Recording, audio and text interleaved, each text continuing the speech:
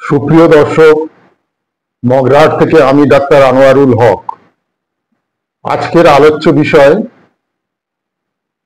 Enlargement of liver.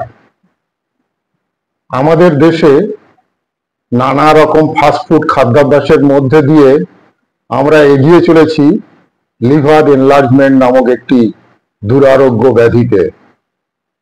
তো এই ব্যাধির সুচিকিৎসা সম্ভব একমাত্র হোমিওপ্যাথিতে।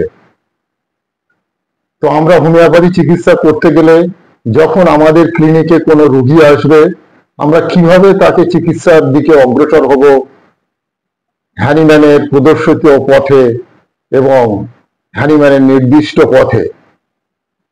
তাই আমরা অর্গাননকে বুকে রাখবো, হৃদয়ে রাখবো মেটেরিয়া মেডিকা, আর সামনে রাখবো কেন্টস রেপার্টরি। কেন্টস রেপার্টরি খুললাম, অ্যাবডোমেন চ্যাপ্টার খুললাম, এনলার্জমেন্ট রুব্রিক খুললাম, উপ রুব্রিক লিভার খুললাম। এই লিভার এনলার্জমেন্টে আমরা পেয়ে গেলাম ফার্স্ট এড মেডিসিন 5টি। Number 1, China. চায়নাকে আমরা একে রেখেছি। তো চায়না আমরা লিভার এনলার্জমেন্টে কখন দিতে পারি?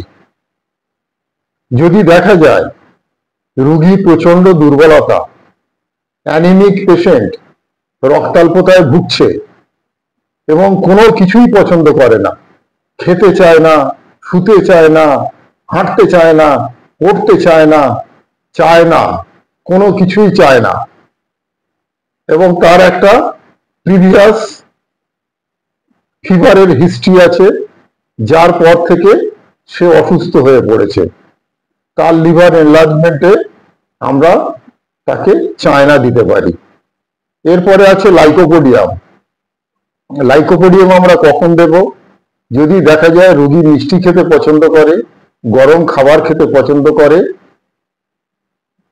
এবং দেখা যাচ্ছে তার পিপাসা নেই, কনস্টিপেশনে ভুগছে, বিকালের দিকে তার অ্যাসিডিটি বা গ্যাস্ট্রিক সিমটমস ডেভেলপ করছে, বিশেষ করে 4টে থেকে রাত 8টা। এটা সবসময় যে পাওয়া যাবে তাও নয়, তবে ধরে নিতে হবে রোগীর বলার মধ্যে দিয়ে তার সমস্যাটাই ঠিক কখন বাড়ে। এছাড়া দেখা যায় রোগীর চেহারাটা সেমি ড্রপসিক্যাল, এরকম লক্ষণ যদি থাকে এবং শরীর ম্যানিফেস্টেশন রিউম্যাটিক ডায়াসিসি যদি তার মধ্যে লক্ষ্য করা যায়, তাহলে আমরা তাকে লাইকোপোডিয়াম দিতে পারি। এরপরে আমরা দিতে পারি চেরিডোনিয়াম। চেরিডোনিয়াম রোগী গরম খাবার খেতে ভালোবাসে, তবে লো পোটেন্সি এখানে খুব ভালো কাজ করবে। অনেকে মাদার টিংচার ব্যবহার করেন, কিন্তু পোটেন্সি 0 পোটেন্সিতেও খুব ভালো কাজ হয়। তো চেরিডোনিয়াম আমরা দিতে পারি তার লিভার এনলার্জমেন্টে।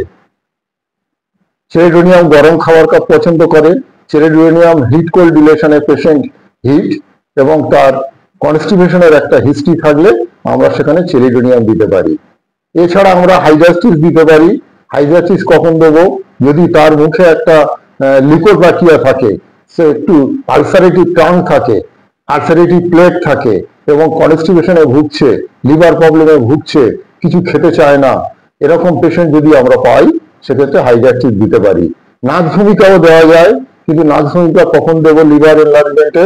আমরা তখনই দেব যখন দেখা যাবে রোগীটি ঝাল খেতে পছন্দ করছে, প্রচন্ড শীত কাতুরে, ইন্টেলেকচুয়াল পেশেন্ট, ঘরে সিডেন্টারি লাইফ হ্যাবিট আছে, তার পড়াশোনা করছে, রাত দিন পড়াশোনা করছে, রাত জাগছে এবং তার স্টুল ডিজায়ার সবসময় থাকে এবং ইউরিনারি ডিজায়ারও থাকে এবং রোগী প্রচন্ড পিপাসা এবং যা খায় অম্ল হয়ে যায়, এরকম হিস্ট্রি থাকলে তাকে আমরা নাকভূমিকা দিতে পারি। এবং সেকেন্ড গ্রেডে অনেকগুলো মেডিসিন আছে, থার্ড গ্রেডে অনেক মেডিসিন আছে। আজকে আমরা সে পর্যায়ে যাচ্ছি না, আজকে শুধু ফার্স্ট গ্রেড মেডিসিন নিয়ে আলোচনা করছি। তো এই ভিডিওটি যদি আপনাদের সবার ভালো লেগে থাকে অবশ্যই সাবস্ক্রাইব করুন, লাইক করুন, যদি ভালো না লাগে ডিসলাইক করুন, পাশে থাকুন, আমি আছি, এরকম ভিডিও আমি পরপর দিয়ে যাব। আপনারা ভালো থাকুন, সুস্থ থাকুন।